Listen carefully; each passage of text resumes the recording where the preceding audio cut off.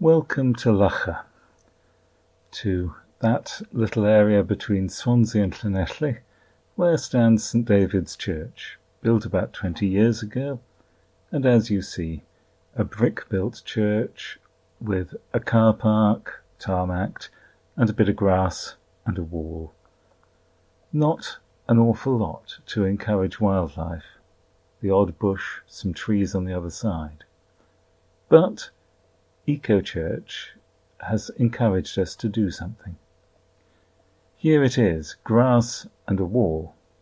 So we had a look and we had a think, and Renew Wales sent a man who encouraged us to think about what we could do. So, after a while, we decided to plant a tree. That's a plum, a damson actually, and if we swivel the other way, there's another plum, and I'm not going to show you the one which died. Here's a patch which is a wildflower garden. Not very good at this time of year, but yes, it's had a few wildflowers. And there's the shed, which we call the Bishop's Palace, which has got a roof and a downpipe, where we're hoping to put a water butt so that we can water. Some of the things that are encouraged by the compost, yes, that's a compost bin that we put there, mainly gets grass cuttings, but it'll all help. We can't do a lot about the car park. We need it. It's a large space, and yes, it gets filled with people when we have a Christmas event and so on. And the church itself is standing there, and we can't really do much with the green space the other side, because that too gets full.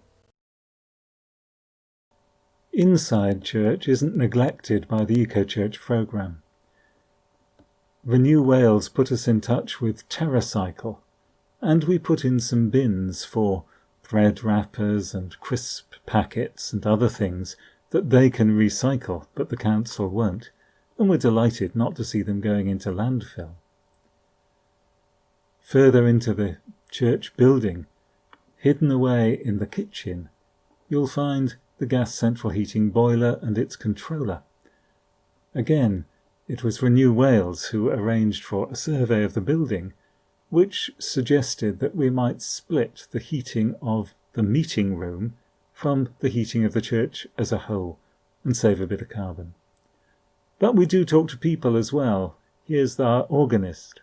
We do sometimes talk about it in our services, don't we? I know you've suggested some hymns from time to time which fit in.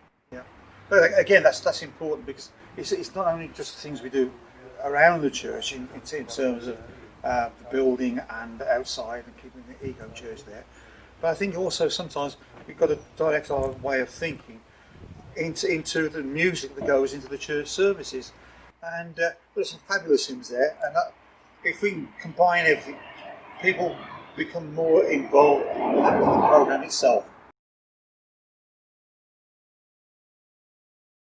Here is a wonderful view, looking west over the bridge, the road bridge and the rail bridge towards Llanelli, down the estuary to the Bristol Channel and the Atlantic. On the left is Gower, and on the right, well, looking towards Llanelli. And as you look over our neighbour's garden, if you come round, you find St Michael's Church. Victorian rebuild on a site that's seen churches since there was a castle where that tree is to the right. It's ageing now, and sadly services will cease before very long. But we were able to do something here.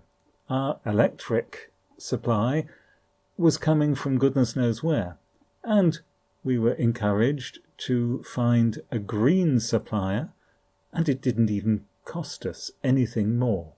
We feel good about that. The church is standing in its rather wonderful setting, and the churchyard, which now has been cut for the second time this year, is cut in such a way as to be sympathetic to wildlife. We cut it late to let the seed set. And not everything happens in church or in the churchyard. We had a litter pick, we do quite often, and as you see, we found quite a lot to leave for the council to collect. and they were glad, so were we. We're proud of our Ecochurch programme. We've got our bronze certificate. This is St Michael's certificate, and yes, there's one for St David's as well, and that's displayed in church. It's only a start. We're going forward, thanks to the help of Renew Wales.